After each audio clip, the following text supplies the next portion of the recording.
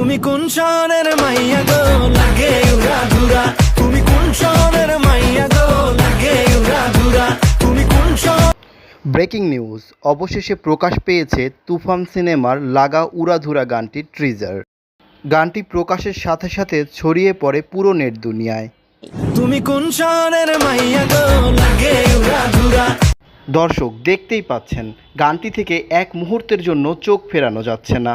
আর এই গানের মাধ্যমে বহুদিন পর শাকিব খানকে কোনো আইটেম গানে দেখা গেল। আর এই গানে কণ্ঠ দিয়েছেন জনপ্রিয় গায়ক প্রীতম হাসান। গানটির কোরিওগ্রাফি এবং সিনেমাটোগ্রাফি পুরাই অন্য লেভেলের।